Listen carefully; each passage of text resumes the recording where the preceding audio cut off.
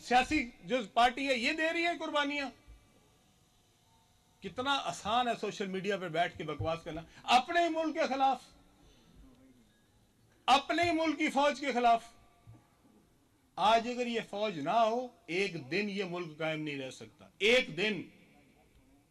और अगर आज इस फौज को आप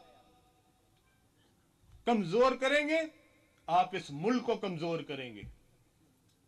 इनको कोई एहसास नहीं है, इनके लिए मुल्क, इनके लिए ये जो हमारा प्यारा खूबसूरत मुल्क है, ये सिर्फ और सिर्फ इनके लिए पीछे है, अपनी पार्टी आगे है। हर एक शख्स के पीछे सारे मुल्क को दांव पे लगाया हुआ। उधर शहीद हो रहे हैं, जाने कुर्बान हो रही हैं। आपको पता है 110 फौजी जवान इस ट्रेन के अंदर थे। वो किधर जा रहे थे? वो आपके मुल्क के लिए कुर्बानी देने के लिए वहां गए हुए हैं। वो भी हमारे इन बच्चों की तरह, ये बच्चे जो मेरे सामने खड़े हैं उन्हीं बच्चों की तरह वो भी किसी के माँ बाप के बच्चे हैं। उन्होंने भेजे हुए हैं ना वहां पे कि जाओ मुल्क के लिए जाके जंग लड़ो। किस किस पहाड़ पे बैठा हुआ है हमारा फौजी जवान? किसके लिए बैठा है?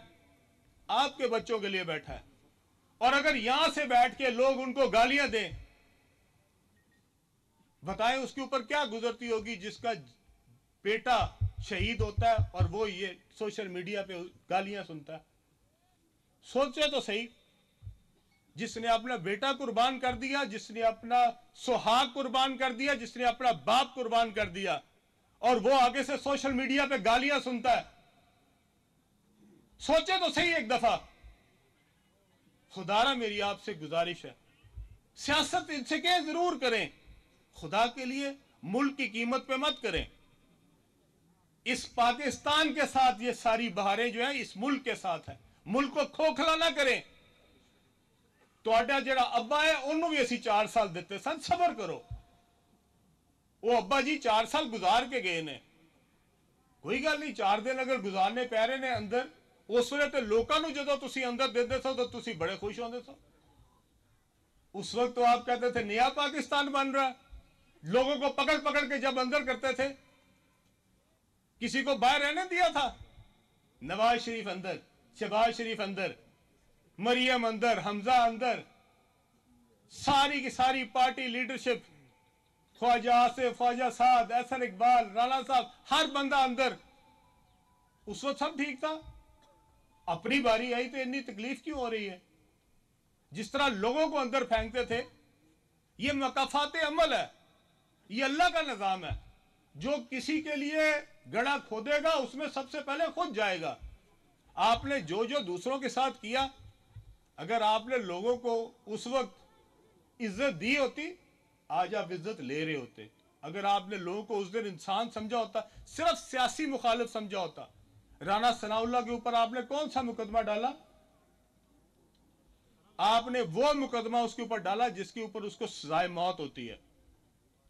और मैंने उस दिन उस मीटिंग में बैठ के कहा था ये काम मत करो, इसका हिसाब देना पड़ेगा। किसी के ऊपर नजायज मुकदमा डालने का हिसाब इस दुनिया में भी देना पड़ता है, उस अल्लाह के पास जाके भी, उसकी बारगाह में भी देना पड़ता है। किसी के ऊपर आप ऐसा मुकदमा डालें जिसके ऊपर उसको सजाए मौत होती हो। आज मैं सबको कहना चाहता हूं, ये मुल्क के साथ अपनी सबसे ज्यादा हमारी वाबस्तगी किसी सियासी पार्टी के साथ नहीं है, किसी शख्सियत के साथ नहीं है, इस मेरे मुल्क के साथ है। मैं हर सियासी शख्सियत को पीछे समझता हूं, इस मुल्क को आगे समझता हूं। ये मुल्क है तो सारी सियासत है, ये मुल्क है, ये मुल्क है तो ये सारी सियासत है। सियासत जो है इस मुल्क से मुकद्दम नहीं है। ये मुल्क कायम रहेगा इंशाअल्लाह ताला। इनकी सारी साजिशें, ये जो जितना घटियापन ये हमारे सोशल मीडिया पे कर रहे हैं, ये सारे का सारा इंशाअल्लाह ताला ये निस्तो नाबूद होंगे। ये मुल्क सलामत रहेगा।